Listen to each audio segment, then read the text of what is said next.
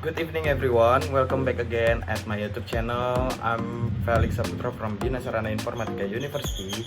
Thank you for joining me in the session today. Before I start, I will present about meeting 12 study from lab English class at my campus. Part 1, fill the blank of the story tale. Some people say that rats are ugly creatures. When they see a rat running along, they go yuck, whack.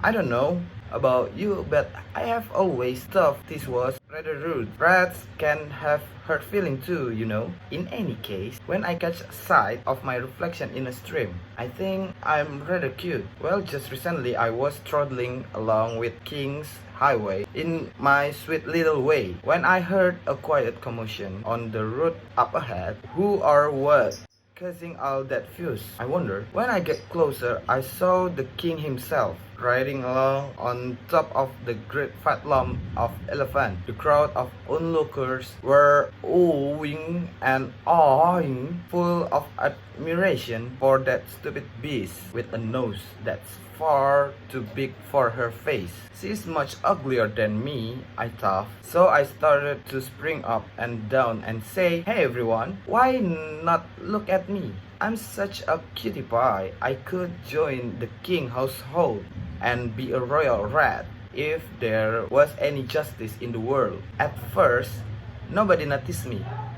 They were all too busy ogling that stupid elephant, and little did I know, but riding behind the elephant and a carriage was the princess, and she was holding a beastly cat in her arm. When he caught sight at me, the cat leaped out at the carriage and start chase me. I had to run for my life and pop down a hole just in time before the cat could eat me up. And so now I changed my mind to wanting people to notice me and admire me. I've decided that sometimes it's far better not to draw attention to yourself, just to get on quietly with your own business. And that was a fable of the rat and the elephant. Part 2.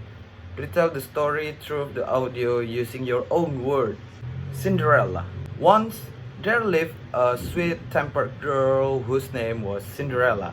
Unfortunately, her mother died young and her father married again. His second wife had a sharp temper and her two daughters was just like her. In a word, horrid. The horrid sisters loved to buzz Cinderella. The first said, "Cinders, it's your job to clean the fireplace. That's why you call the cinders.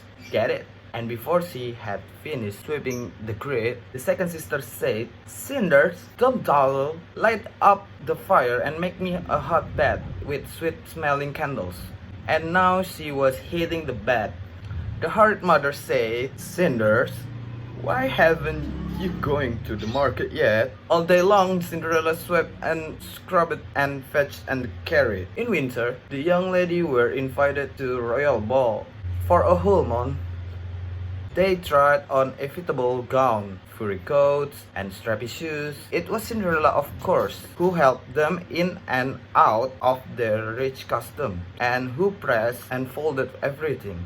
Her own clothes were practically rags. The big night came and a poor Cinderella was left at home, sitting alone by the fireplace. A mouse came to her and said, "Dear, dear, a good fairy is outside and she says that you shall go to the ball." Cinderella ran out to the courtyard where the good fairy told the young girl, "Be sure to leave the ball before the clock strikes midnight, or you will be more embarrassed than you ever been in your life." A golden coachman took her to palace, and on the way she changed into a beautiful gown. When she entered the ballroom, all eyes were upon her, including those of her sisters who did not recognize her. The prince asked the new arrival to dance, not once but again and again. Before the evening was out, he had fallen in love with the mysterious young beauty. He was about to ask her in marriage when the clock began to strike 12.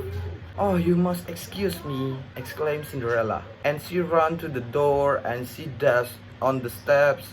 One of her dancing slippers fell from her foot, and she had to hoop to the coachman. In the morning, the prince found the lost slipper and ordered his servant to take it down the land until they discovered the foot that exactly fit it. When the prince's servant came to the house where Cinderella lived, her horrid sisters were eager to try the slipper. "It fit me perfectly," said the first, but she couldn't shove her heel inside. "You can call me your royal highness, because my feet fit better," said the second. But it was clear that her foot, even less able to slip into the slipper. The royal servant looked up and saw Cinderella sitting by a fireplace that she had been cleaning. There was a bit soot on her nose, and it made her face all the more charming. He said, "Would you care to try on the shoe, miss?" "Don't bother with her, she's just made," said the horrid sister mother. "I would like to try." "Thank you," said Cinderella. Her foot slipped in perfectly. Who would have thought it? "Our quest is complete," declared the royal servant. "What?" exclaimed the mother. "You have got to be kidding."